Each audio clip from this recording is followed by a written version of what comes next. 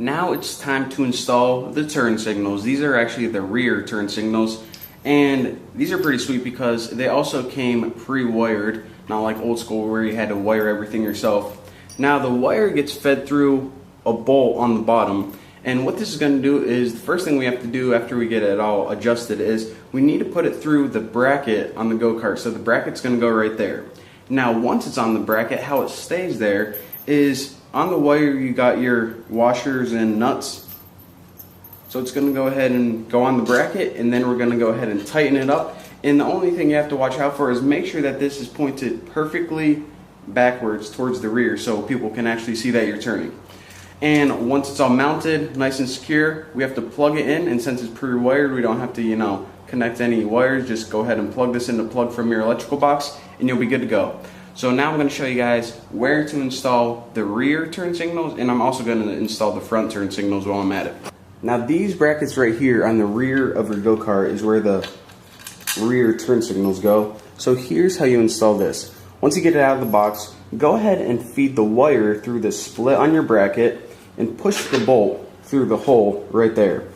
Now all of your nuts and bolts, bolts and washers and nuts, that's what I'm trying to say, nuts, bolts, washers, nuts, tomato, tomato, are going to be on your wire, so just go ahead and tighten that on your nut. There we go. Now before you tighten it, you probably want to stand behind it and make sure that this turn signal is facing directly backwards. But I'm just going to eyeball it. Looks pretty good to me.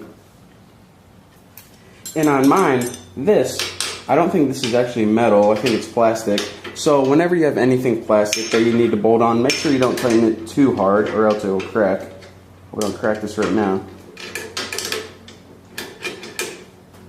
I'm scared I'm going to crack it.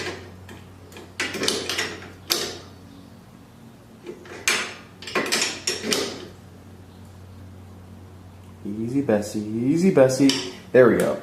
So this is nice and snug, it ain't going anywhere.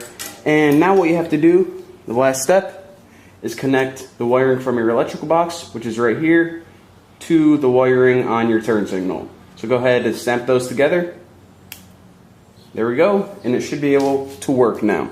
Now the only other thing is, you guys probably noticed, all this slack right here. To get rid of the slack, probably the easiest way is if you just bundle it up like this, stick it to your frame, and then take a zip tie and zip it around here. Then it's pretty much going to keep your electrical from hanging down, because not only is this really ugly looking, but you don't want it like hitting the muffler or something, because that's going to burn through the rubber insulation and ruin your wire. So again, anytime you have slack, just go ahead, bundle it up, and zip tie it to the frame, and it'll be good to go. Now for the front turn signal, exact same method. I already plugged it into the wiring. So now sift your wire through, slide your bolt down, and then put your washers on, and eventually your nuts. Now this one's kind of a pain because this bracket I can hardly fit my fingers into. Hopefully I can get a wrench into it. Go ahead and tighten that. Before you do, make sure it's perfectly facing forward. And sorry if you hear like a dog barking and an old guy mowing his lawn. I want to go tell him to stop while I make a video, but I'm not that mean. There we go, perfect.